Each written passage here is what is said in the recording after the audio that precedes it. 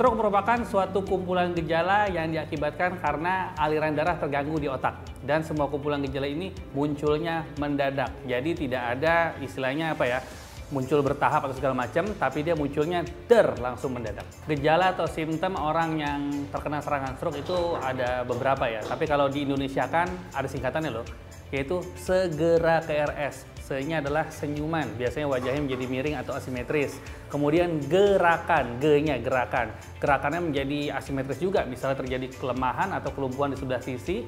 Kemudian segera, Ra-nya adalah bicara. Bicaranya ini sering menjadi cadel atau dia sulit menjadi mengungkapkan kata-kata.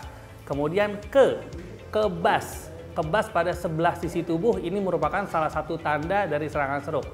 Ke RS.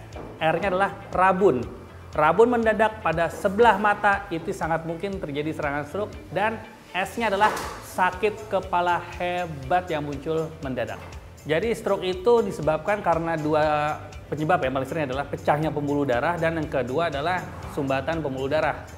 Yang menyebabkan pecah dan sumbatan ini ada banyak. Memang penyebab stroke itu dibagi menjadi dua faktor resiko, yaitu faktor resiko yang bisa dimodifikasi dan faktor resiko yang tidak bisa dimodifikasi.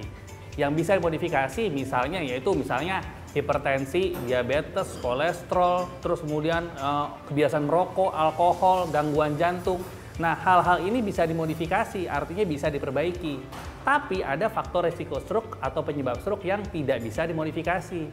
Contohnya adalah gender, yang kedua adalah usia, kemudian riwayat keluarga dan riwayat pernah stroke sebelumnya. Nah, untuk menghindari penyakit stroke sebenarnya ada banyak kebiasaan atau hal yang bisa kita lakukan. Sebetulnya mirip-mirip dengan penyakit jantung dan penyakit yang lainnya. Yang pasti adalah kita harus menjaga lingkar perut. Nah, ini ya, jadi harus menghindari obesitas. Karena terbukti yang namanya obesitas itu menyebabkan namanya sindrom metabolik. Sindrom metabolik ini akan meningkatkan faktor resiko stroke. Kemudian hindari makanan-makanan yang berkalori tinggi tapi tidak dibakar, artinya kita jarang olahraga, itu nggak boleh. Kemudian makanan-makanan tinggi lemak ya, dan seperti itu ya. Dan yang paling pasti adalah hindari paparan dari tembakau atau asap rokok, karena ini sangat berpengaruh terhadap kerusakan dinding pembuluh darah.